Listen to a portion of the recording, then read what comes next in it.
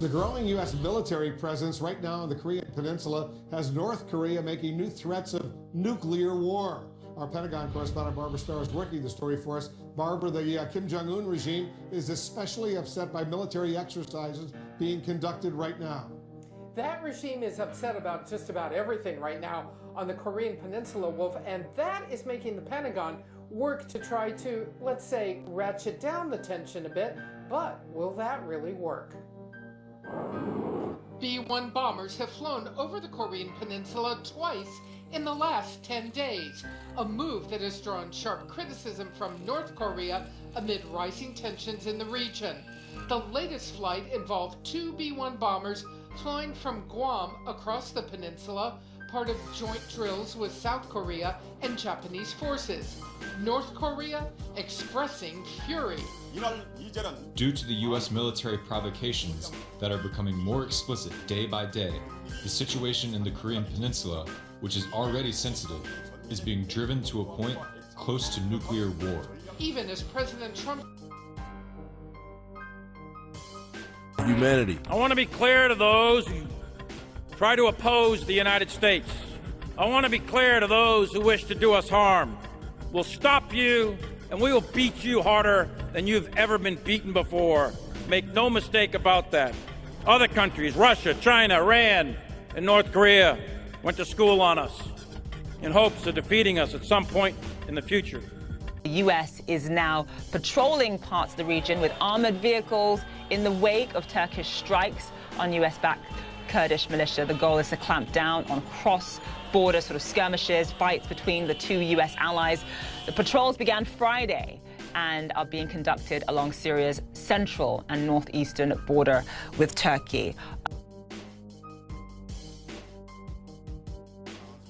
An Iranian military boat, weapons manned and ready, confronts an American destroyer in the Persian Gulf. A U.S. official tells CNN the Iranian vessel came within 1,000 yards of the USS Mahan this week. The Americans fired a warning flare, but the Iranian fast attack boat kept moving aggressively, forcing the Mahan to alter its course. That is a very dangerous incident, and part of that has to do with the fact that the U.S. Navy vessel doesn't know the intentions of what the Iranian vessel is up to. They don't know what the Iranian vessel is going to do. It's one of several dangerous...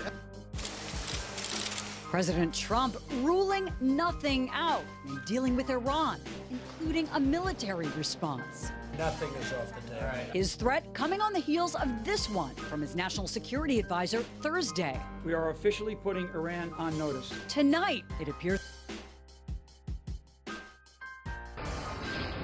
Wolf, it comes down to a fundamental, potentially dangerous disagreement. Though these islands are brand new, manufactured, in fact, China views them as sovereign territory. The U.S.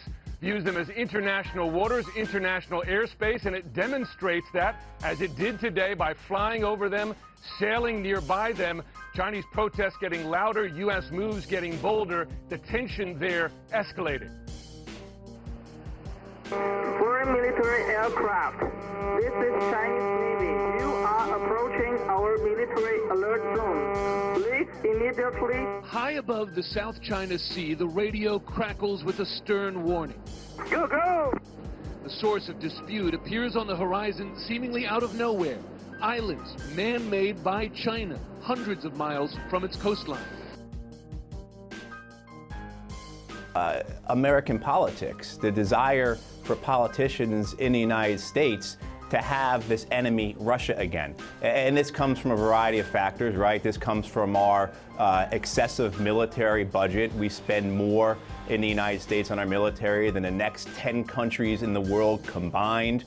We have troops in about 130 countries around the world. We have 800 bases overseas. So what this basically is the American empire trying to hold on, and by stroking fear and stroking enthusiasm for war. But is there an end game to this? Getting the public to support. Is there an end game to it? The people, no, you can poke the fire so often, or you can poke the dog so often, it's going to snap back at some point.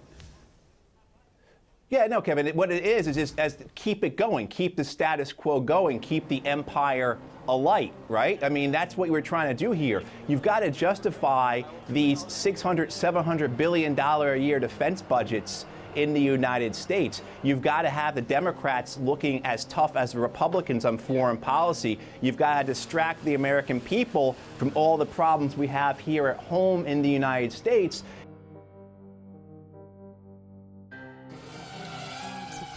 It's clear this king wants to do things his own way, and this was an unusually lavish ceremony for the signing of the Constitution. It's Thailand's 20th since the end of absolute monarchy in 1932, and comes at yet another period of change and uncertainty. Through a palace official, King Maha Vajiralongkorn offered hope to Thais wanting power returned to the people. Democracy was taken away again in 2014 when the army staged its 12th coup since 1932. The late king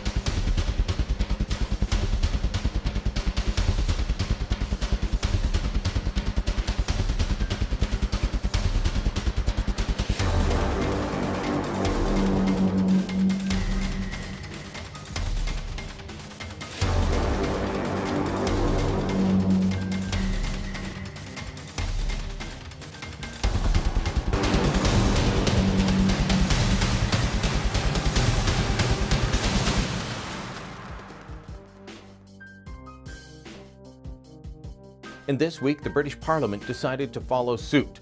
Where's Canada in all of this? Well, trying not to seem on the side of the Christians, is what I can tell.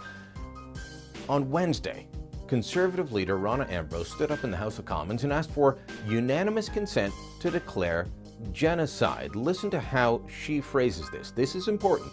She's going to phrase it one way, then we'll hear the Liberal response. Earlier today, the House of Commons in the United Kingdom voted unanimously to recognize that Christians, Yazidis, and other ethnic and religious minorities in Iraq and Syria are suffering genocide at the hands of ISIS. And on March 15th, the U.S. House of Representatives also unanimously declared that genocide was taking place in Iraq and Syria by ISIS. In light of this, and after discussions that have taken place among all parties, I hope we will find unanimous consent for the following motion.